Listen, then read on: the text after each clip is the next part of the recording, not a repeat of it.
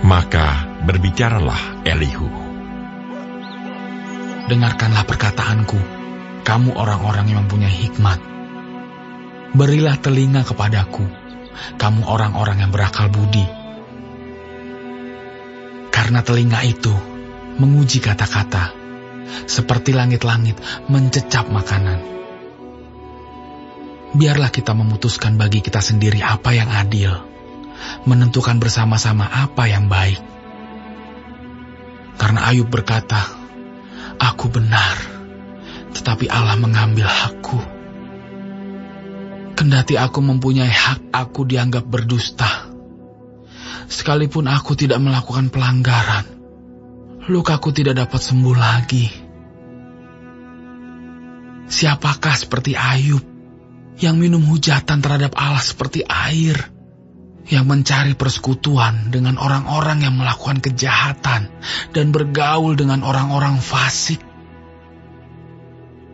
Karena ia telah berkata, tidak berguna bagi manusia kalau ia dikenan Allah.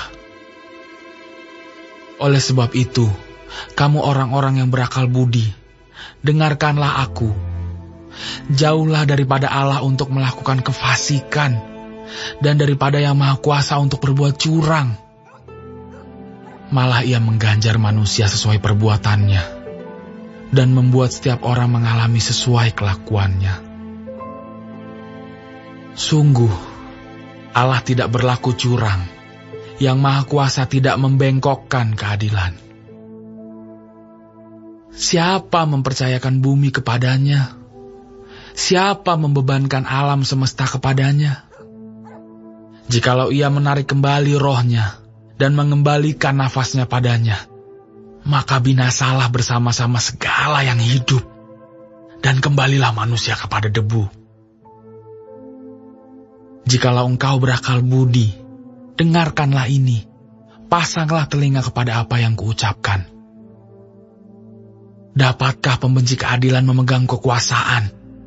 Dan apakah engkau mau mempersalahkan Dia yang adil dan perkasa?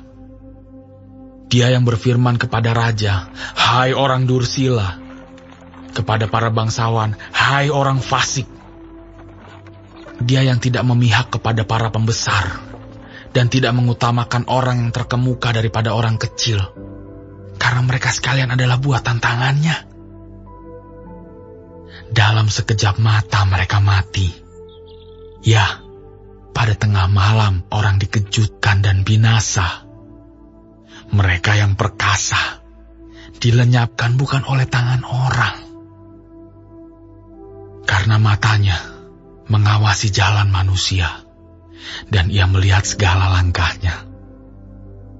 Tidak ada kegelapan ataupun kelam kabut, di mana orang-orang yang melakukan kejahatan dapat bersembunyi. Karena bagi manusia, ia tidak menentukan waktu untuk datang menghadap Allah supaya diadili. Orang-orang yang berkasa diremukkannya dengan tidak diperiksa, dan orang-orang lain diangkatnya ganti mereka. Jadi, ia mengetahui perbuatan mereka dan menggulingkan mereka di waktu malam, sehingga mereka hancur lebur. Mereka ditamparnya karena kefasikan mereka dengan dilihat orang banyak, karena mereka meninggalkannya dan tidak mengindahkan satupun daripada jalannya, sehingga mereka menyebabkan jeritan orang miskin naik ke hadapannya, dan ia mendengar jeritan orang sengsara. Kalau dia berdiam diri, siapa akan menjatuhkan hukuman? Kalau dia menyembunyikan wajahnya, siapa akan melihat dia, baik itu sesuatu bangsa atau orang seorang? Supaya jangan menjadi raja, orang fasik, yang adalah jerat bagi orang banyak. Tetapi kalau seseorang berkata kepada Allah, aku telah menyombongkan diri, tetapi aku tidak akan lagi berbuat jahat. Apa yang tidak aku mengerti, ajarkanlah kepadaku. Jikalau aku telah berbuat curang, maka aku tidak akan berbuat lagi. Menurut hematmu, Apakah Allah harus melakukan pembalasan karena engkau yang menolak? Jadi, engkau jugalah yang harus memutuskan, bukan aku. Katakanlah apa yang engkau tahu. Maka orang-orang yang berakal budi dan orang yang mempunyai hikmat yang mendengarkan aku akan berkata kepadaku, Ayub berbicara tanpa pengetahuan, dan perkataannya tidak mengandung pengertian. Kiranya Ayub diuji terus-menerus, karena ia menjawab seperti orang-orang jahat. Karena ia menambahkan dosanya dengan pelanggaran, ia mengepalkan tangan di antara kami, dan banyak bicara terhadap Allah.